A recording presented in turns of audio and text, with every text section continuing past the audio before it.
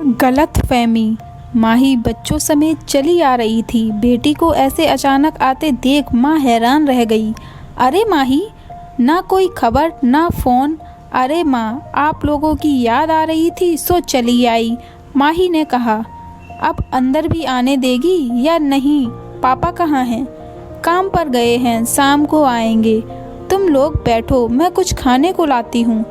नमस्ते नानी माँ, बच्चों ने एक साथ कहा।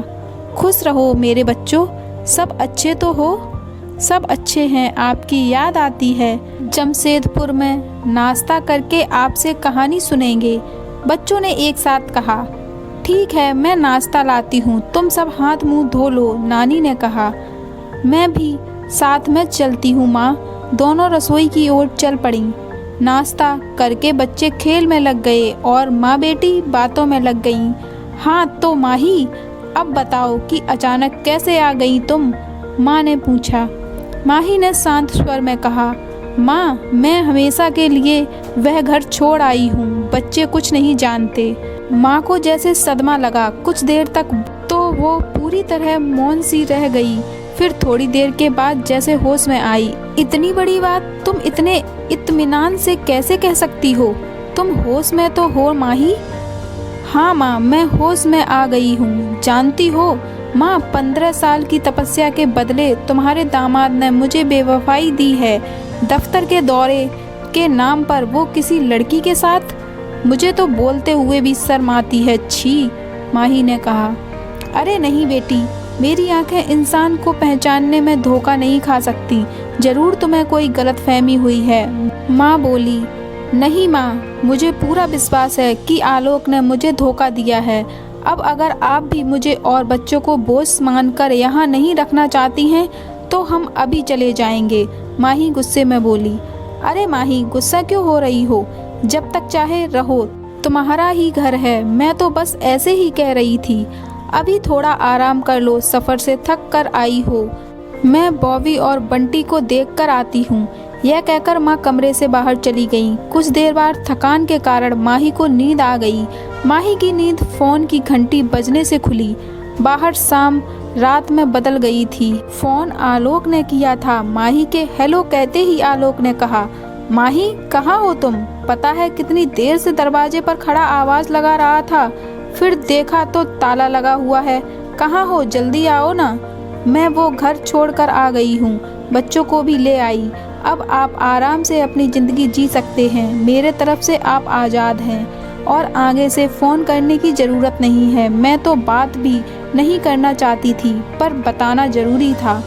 कहते हुए माही ने फ़ोन रख दिया। आलोक ने देर ना करते हुए तुरंत जमशेदपुर से रांची जाने का फैसला किया। गाड़ी चलाते हुए भी उसका दिल और दिमाग माही के बारे में ही सोच रहा था।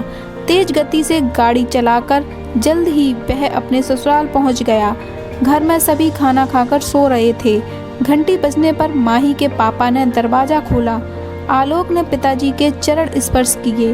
अरे आलोक बेटा, आप भी आने वाले हैं? माही ने बताया नहीं।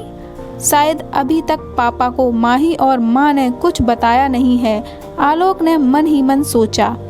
जी पापा, अचानक ही कार्यक्रम बन गया। माही शायद कमरे में है, मैं मिल लेता हूँ, आप भी आराम कर लीजिए। कहते हुए वह कमरे में चल दिए। माही सोई नहीं थी, कमरे की बत्ती जल रही थी। बच्चे नानी के साथ सो रहे थे।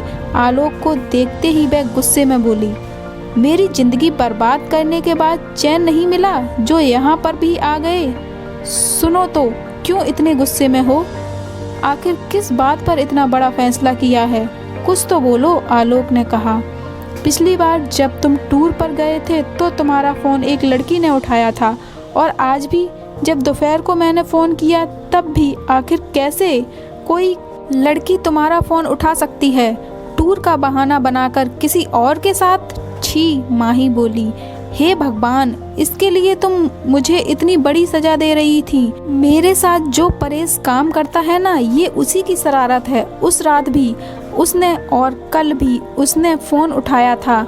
मुझे पहले ही बता देना चाहिए था। तुम्हें विश्वास नहीं है तो अभी बात कराता हूँ। आलोक ने फ़ोन लगाया, लाउड स्पीकर चालू किया, परेश को डांट लगाई और उससे कल जैसी आवाज़ में दोबारा बात करने के लिए कहा।